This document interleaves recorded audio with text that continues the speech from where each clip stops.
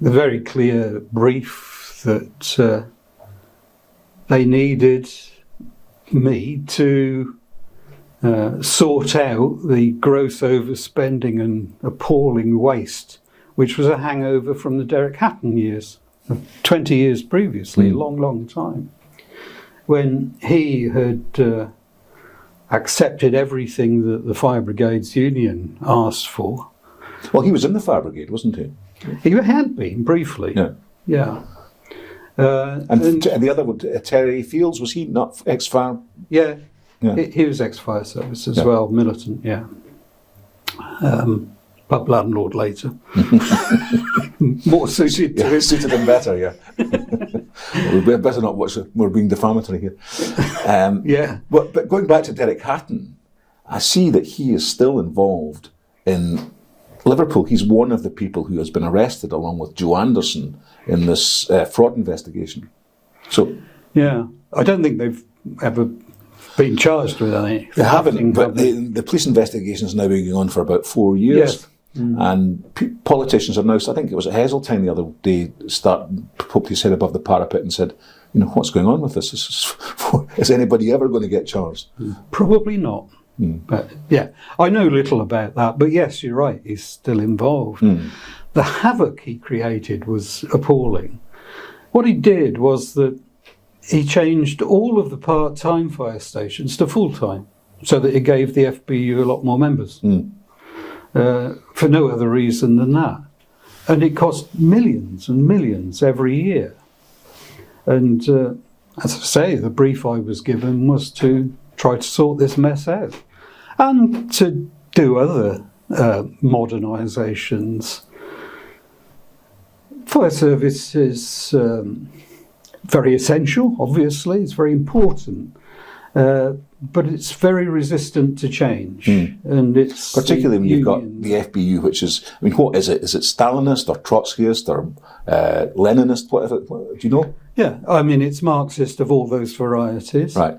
And it has been for many years. And it operates, unfortunately, in a very aggressive way. There's 100% membership of the FBU among firefighters. And all the votes are carried by 100% to now. They are. That's right. There's no official closed shop, but it's impossible to not be a member. Yeah. And when you were taken on, who was it that effectively gave you this mandate? Well, the fire committee officially, but it was led by Peter, who had. Was there not a Westminster politician involved in terms of because this came after there had been a series of strikes the previous year, and the Green Goddesses were out and so on. Was there not a political objective coming from Westminster that this needed to be sorted out, and they needed somebody to get their foot in the door and start to resolve it? That's what they claimed. They said that they wanted it. They wanted change. And who specifically?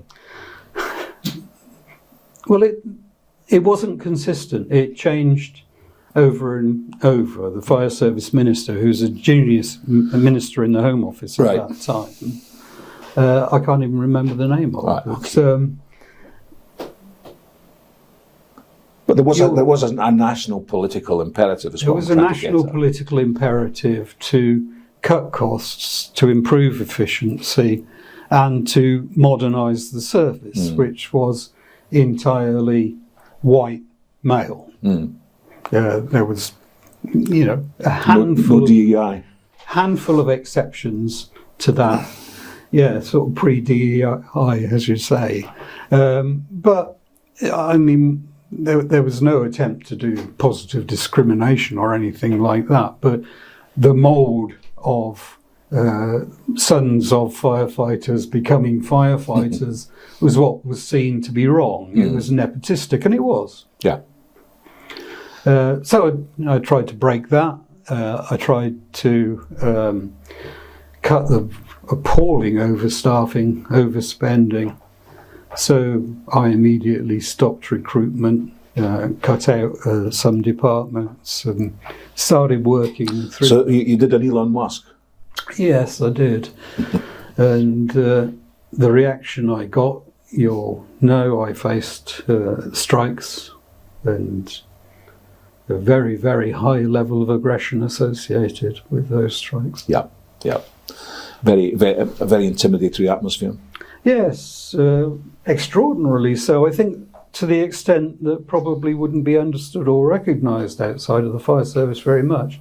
For example, the Fire Brigades Union has a magazine, and they did a cartoon of my bed with a horse's head in it, which everybody knows is the old mafia warning that you're going to be feeding the fishes shortly. Yeah.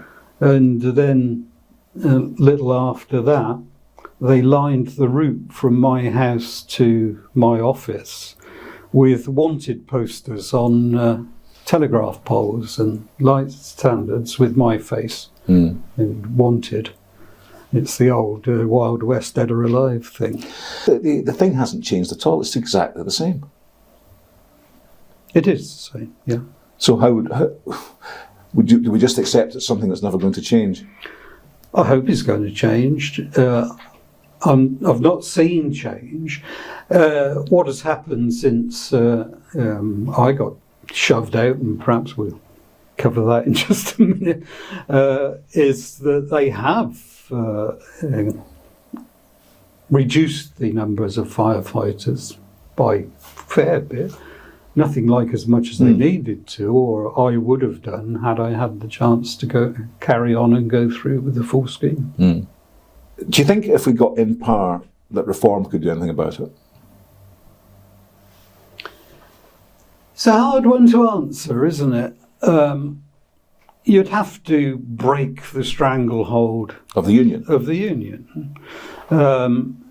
What that would involve is that you'd certainly have a loss of service while they put up. What about, I mean, I understand it's not green goddesses anymore, but the army still have got backup fire vehicles, haven't they? The army have got firefighting capability, the Air Force even more so, because they cover airports. How about moving to some kind of hybrid force where you effectively used the army, or presumably trained them up a bit more, got them some more vehicles, use them to fight fires?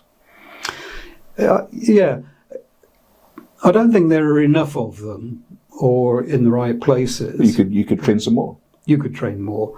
Whether it's a good idea to have a military force engaged in coming around to people's houses to put out fires and things like that, not completely sure. I think... That's not exactly a customer service role, is it? I mean, if your house is on fire, you're not really too worried about who comes and puts it out, as long as somebody does. In my view, it would be better put out to contract, which would cause even more outrage, I suspect.